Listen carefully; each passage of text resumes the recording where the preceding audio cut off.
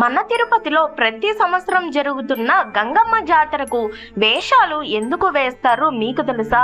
మరి గంగమ్మ జాతర వేషాల వెనుక ఉన్న కథ ఏంటో ఇప్పుడు మనం తెలుసుకుందాం. ఏ వేషానికి ఏ ప్రాముఖ్యత ఉంది, ఎలా తయారవుతారు ఏంటో ఇప్పుడు ముందుగా మనం తెలుసుకుందాం. పూర్వం తిరుపతి పరిసర ప్రాంతాలను పాలించే ఒక క్రూరమైన పాలెగాడు స్త్రీలను వేధించేవాడు. అతడిని అంతం చేయడానికి గంగమ్మ తల్లి అవతరించింది అని చెప్పవచ్చు. అయితే గంగమ్మను చూడగానే పాలెగాడు భయంతో దాక్కున్నాడు. అతడిని బయటకు రప్పించడానికి గంగమ్మ తల్లి 7 రోజుల పాటు 7 రకాల వేషాలను ధరించింది. మరి ప్రతి వేషం వెనుక ఒక రహస్యం, ఒక వ్యూహం అయితే దాగి ఉంది. అతడి కళ్ళు గప్పి అతడి కోటలోకి చొరబడి అతడు దాక్కున్న చోటును వెలికి తీసింది గంగమ్మ.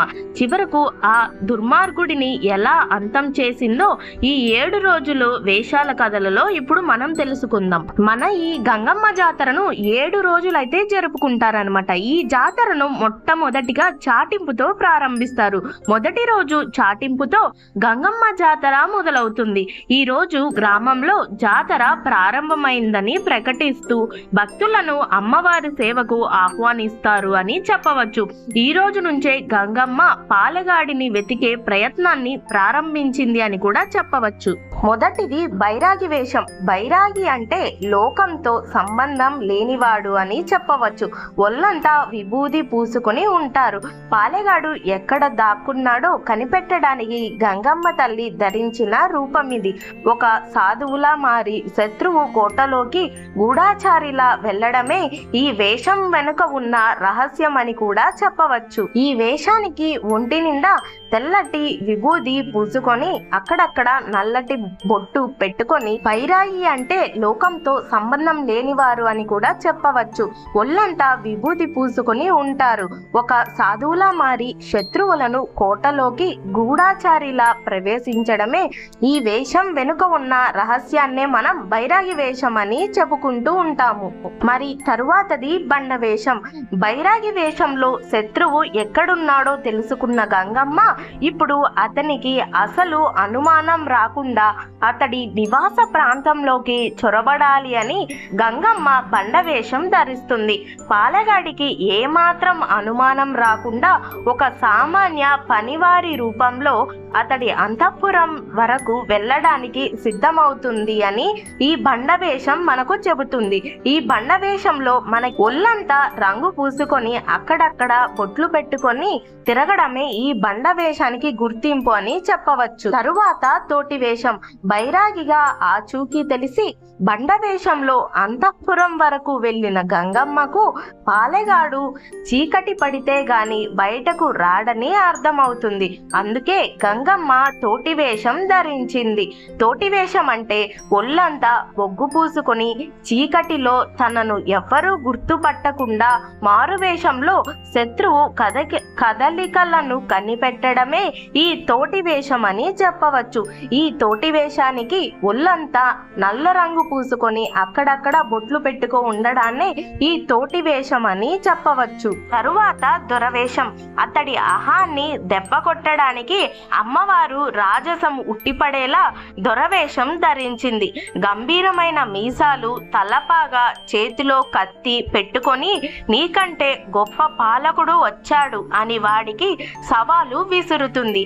ఈ వేషం చూసి పాలెగాడికి భయం, కోపం రెండూ కలుగుతాయి. ఎవరి కొత్త దొర అని తెలుసుకోవాలనే కుతూహలంతో అతడు తన రహస్య స్థావరం నుండి బయటకు వచ్చేలా ఈ వేషం ధరిస్తుంది. పిల్లలా దాక్కున్న పాలెగాడిని పులిలా బయటకు రప్పించడానికి అమ్మవారు వేసిన ఎత్తుగడ అని చెప్పవచ్చు. ఈ గడ్డిపై నీకేంటి గొప్ప పాలకుడు ఉన్నాడు అని చాటి చెబుతూ అతని ఆహాన్ని సవాలు చేస్తూ గంగమ్మ తల్లి ధరించిన గంభీర రూపం ఇది ఈ దొరవేషం అని చెప్పవచ్చు. తరువాత మాతంగి వేషం. అమ్మవారు ఈ రోజు ఉగ్ర రూపం దాల్చి మాతంగిగా అవతరించింది. చెంపలకు నొప్పులు, ఇనుప చువ్వలు గుచ్చుకొని నోట్లో వేప మొండలు పెట్టుకొని భయంకరమైన అరుపులతో వీధుల్లో తిరుగుతుంది.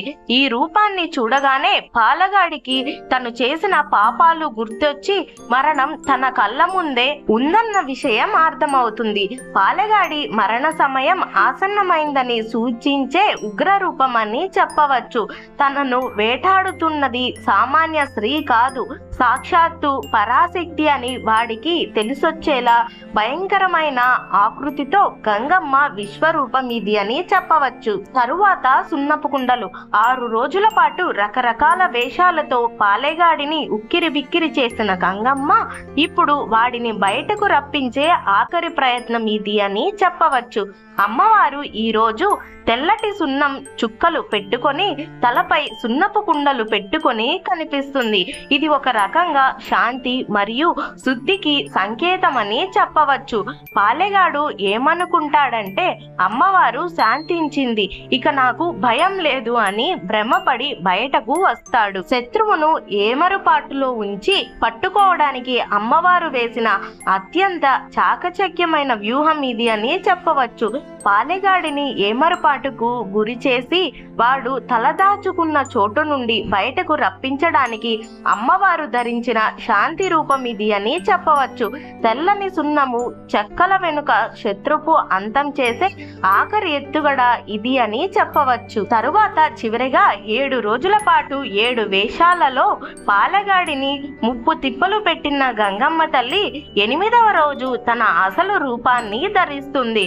అమ్మవారి వ్యూహం ఫలించి ఇక తప్పించుకోలేనని తెలిసిన పాలెగాడు బయటకు వస్తాడు. అప్పుడు గంగమ్మ తల్లి తన విశ్వరూపాన్ని ప్రదర్శించి వాడు జుట్టు పట్టుకుని గొంతు కోసి సంహరిస్తుంది. ఆ దుర్మార్గుడి రక్తంతో తన కోపాన్ని చల్లార్చుకుని జగన్మాతగా భక్తులకు అభయమిస్తుంది ఆ గంగమ్మ తల్లి. మనులను, మన తిరుపతి ప్రజలను రక్షించడానికి అమ్మవారు 7 రోజుల పాటు కృషి చేసి ఆ పాలెగాడిని సంహరించింది. ఆ గంగమ్మ మనను రక్షించిన కారణంగా ప్రతి సంవత్సరం మనకు అమ్మవారికి జాతర జరుపుతూ ఈ 7 రోజులు అమ్మ వేసిన 7 వేషాలు అమ్మకి సమర్పిస్తూ మనం ఈ జాతరను అత్యంత ప్రీతికరంగా, పవిత్రంగా, అంగరంగ వైభవంగా మనం జరుపుకుంటాం. మరి మీ ఊరిలో జాతర అంటే ఎలా చేస్తారు? ఇలాంటి వేషాలు ఉంటాయా? ఎలా చేస్తారు ఏంటి అనేది తప్పకుండా కామెంట్ చేయండి. మీలో ఎంతమందికి తిరుపతి జాతర అంటే ఇష్టం? తిరుపతి జాతరను, ఆ గంగమ్మని దర్శించుకున్న వారు ఇప్పుడే నా ఛానల్ ని సబ్స్క్రైబ్ చేసుకుని వాచ్ చేస్తూ ఉండండి. మరి ఇప్పుడు జాతరలోని వేషాలు ఎందుకు వేసుకుంటాం ఏంటి అనేది ఇప్పుడు మనం చూసాం కదా. ఈ 7 రోజులు అప్డేట్స్ కోసం ప్రతిరోజు ప్రతి వేషం యొక్క వీడియోల కోసం ఇప్పుడే నా ఛానల్ ని సబ్స్క్రైబ్ చేసుకొని వాచ్ చేస్తూ ఉండండి. ప్రతిరోజు ప్రతి ఒక్క అప్డేట్ తో మీ ముందుకు వచ్చేస్తాను. ఇలాంటి ఇంట్రెస్టింగ్ వీడియోల కోసం, ఇన్ఫర్మేటివ్ వీడియోల కోసం ఇప్పుడే నా ఛానల్ ని సబ్స్క్రైబ్ చేసుకొని వాచ్ చేస్తూ ఉండండి. Thank you for watching Teju epic book. Please subscribe.